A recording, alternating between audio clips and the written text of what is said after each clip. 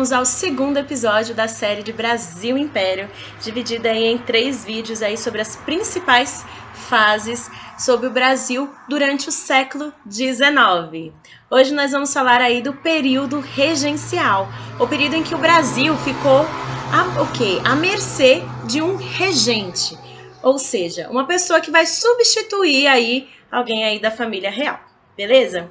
Bem, gente, na aula anterior nós falamos aí que o primeiro reinado ele foi muito marcado aí pelo reinado de Dom Pedro I, né?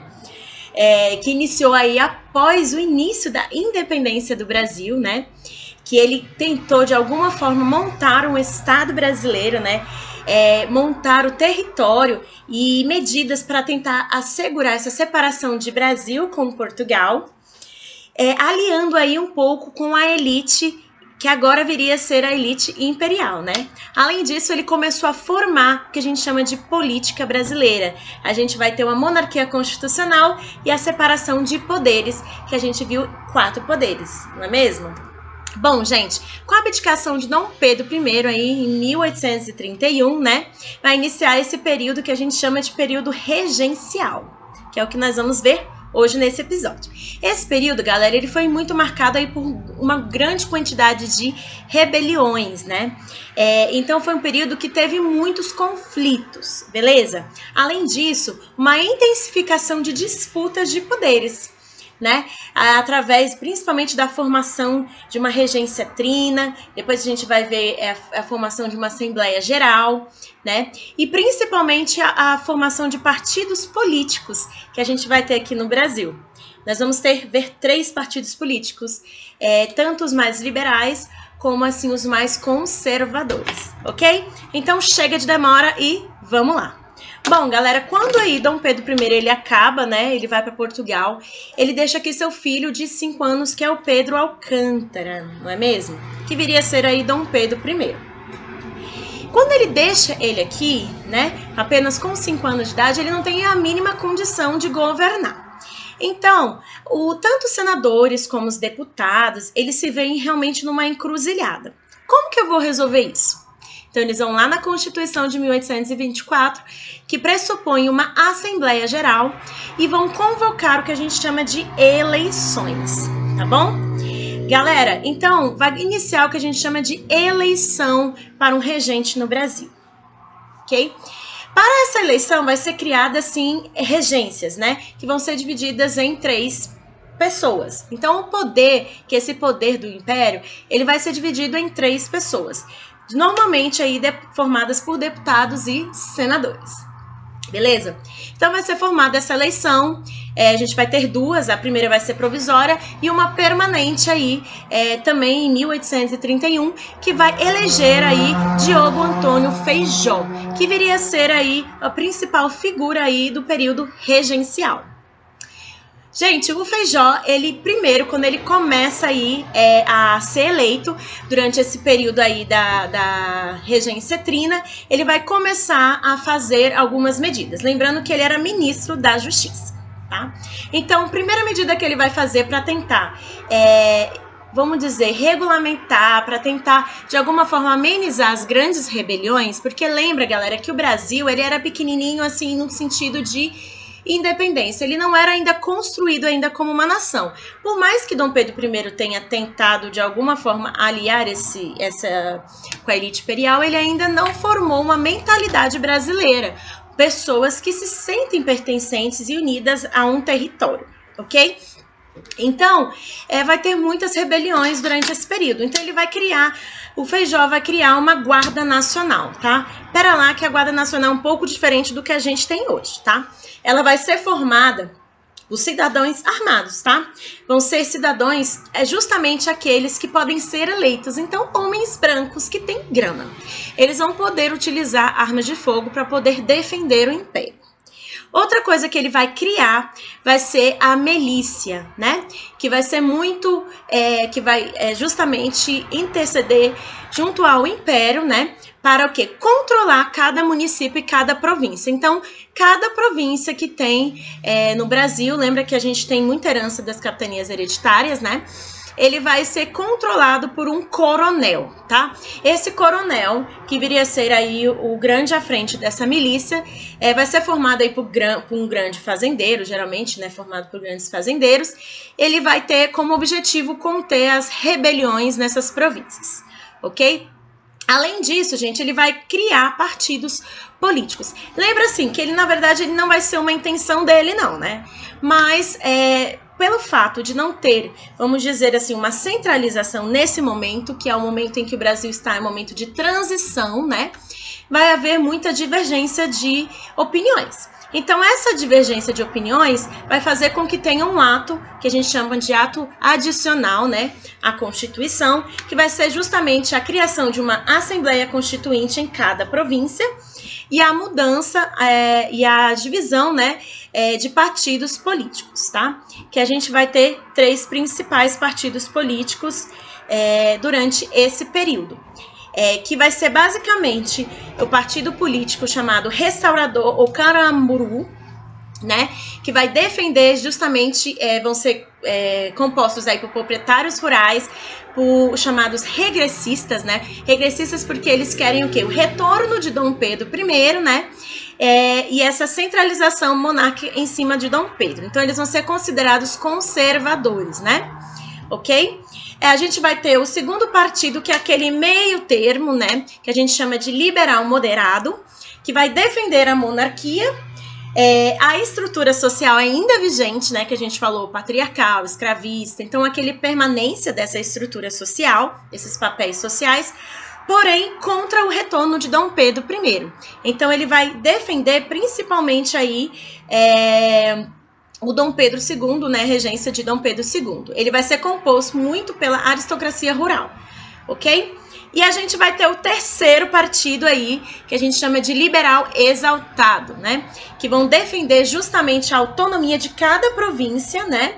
Ou seja, vai querer um governo mais descentralizador. Lembrando que não necessariamente é republicano, vai ter bem diferença entre essas pessoas desse partido, né?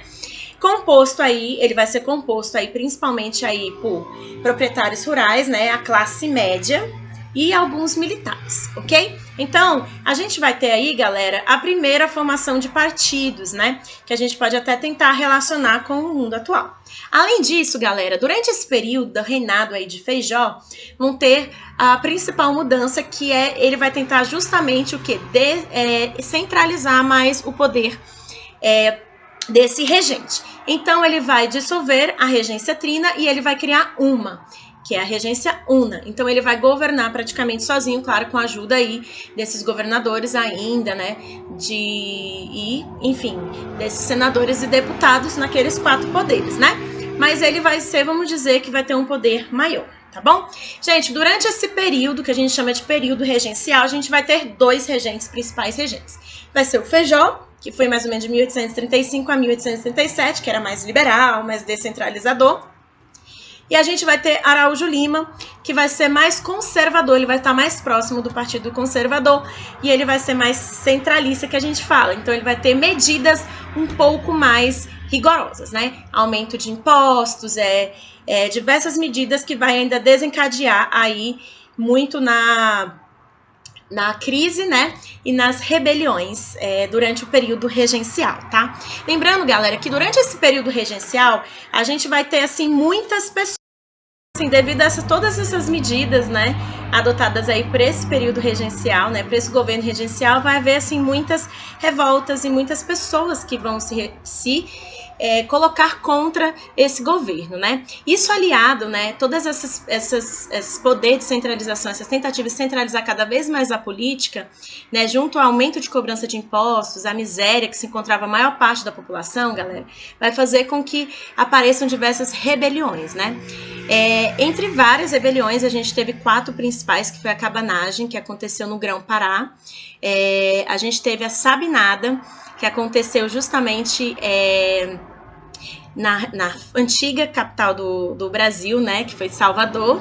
A gente teve a Balaiada, que foi a grande famosa, né, rebelião aí justamente contra a crise do algodão e contra os privilégios dos latifúndios e comerciantes portugueses, né, que foi muito marcada aí pela violação aí da filha de Manuel dos Anjos, também conhecido como Balaio, né, vai ocorrer no Maranhão, e a Revolução Farroupilha, que foi a grande revolução assim que durou mais tempo durante esse período regencial, que foi de 1835 a 1845, né, no Rio Grande do Sul, que teve aí o domínio de Bento Gonçalves, né, teve também aí dois grandes militantes conhecidos, né, pela história, como Giuseppe Garibaldi e Anita Garibaldi, né, mostraram, né, e colocaram muito diante disso um fator que é muito importante, né, que ia ser discutido aí durante o período regencial, que é a falta de uma coerência e também de uma unificação, tá? Porque durante esse período a gente não tinha, de fato, uma nação, um estado-nação, ela estava se formando, né? Então, muitos estados, eles estavam pedindo o quê? Uma autonomia política, né, de poder decidir, de poder enfrentar os seus problemas, justamente pela miséria, por tudo que eles estavam acontecendo nesses estados, né. Muitos sendo revoltas populares, né, em que eu tinha, assim, uma grande insatisfação pela elite daquelas províncias, né. Então, assim, todas elas vão ter alguma viés, né, com exceto da Sabinada, que vai ser assim uma liberdade, vai ter essa importância aí de querer a independência da Bahia, né? Porém, até o Dom Pedro II conseguir se tornar maior de idade, né? Então, eu vou deixar aí, né, um vídeo também um vídeo à parte, né, falando um pouco aí dessa balaiada, de todas as evoluções para vocês saberem, né. Mas assim, gente, aliado isso, né, é muito importante falar, né, que muito embora, né, o Brasil tenha sofrido diversas transformações políticas e econômicas, né, no contexto social, principalmente no contexto político e econômico, a independência do Brasil, né, e a institucionalização, gente, do Brasil imperial, ela não modificou os papéis sociais, então ela não modificou toda uma estrutura social, tá? Para as mulheres, gente, a gente ainda vai ter uma constante desvalorização, né, do trabalho da mulher, né, a gente vai ter e principalmente a permanência dos costumes conservadores e patriarcais, né, principalmente a mulher branca, né, mulher negra já é uma outra situação. Havendo, assim, poucas exceções, né? Então elas foram muito esquecidas durante a história, muito esquecidas a sua militância, né? Em relação à população negra, galera, não havia nenhuma mudança expressiva, tá? Em suas condições de vida, exceto aqueles que participavam de lutas a favor do governo imperial, né? Então, esses poderiam ter dinheiro, comprar sua alforria. Mas os africanos, seus descendentes, eram ainda mais sujeitos a castigos, a trabalho exaustivo, com pouco ganho, né? Ou quase nenhum. Os chamados assim, escravos de grandes eram obrigados ainda a dar boa parte, né, do seu trabalho, dos produtos que eles confeccionavam para o seu senhor. E a alforria, mesmo que autorizada e constitucionalizada durante esse período, ela era possível, né, o escravo comprar, por exemplo, essa alforria, mas ela poderia ser cancelada a qualquer momento. Então, mesmo com a carta de alforria, ela poderia não ter nenhuma validade, caso o governo imperial, caso o senhor volte atrás, ok? Inclusive, haveria uma indenização para o seu senhor.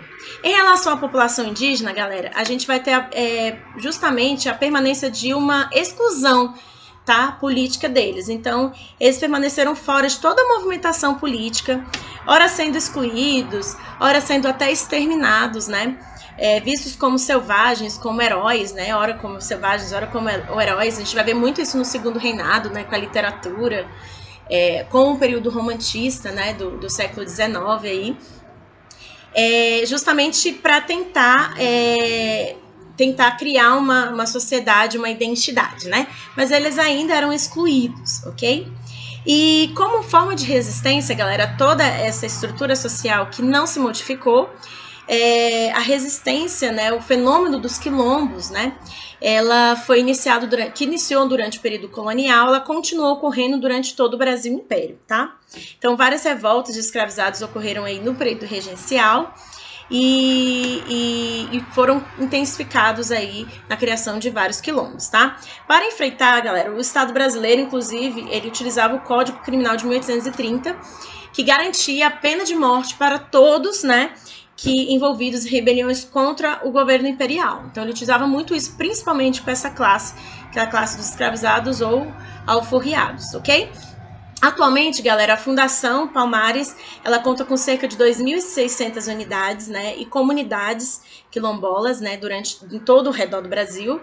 E em relação aí às reservas indígenas no Brasil, hoje a gente conta com 35 que são regularizadas e 19 que ainda estão em fase de regularização.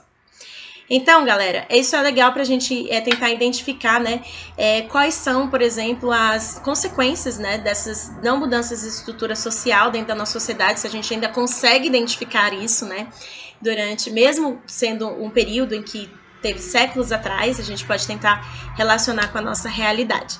Será que a gente ainda tem essa exclusão social? É uma coisa pra gente refletir. Bem, a gente acaba o vídeo por aqui, né? Grande beijo e eu vou deixar aí, né, o link também com esses períodos, essas rebeliões regenciais, tá bom?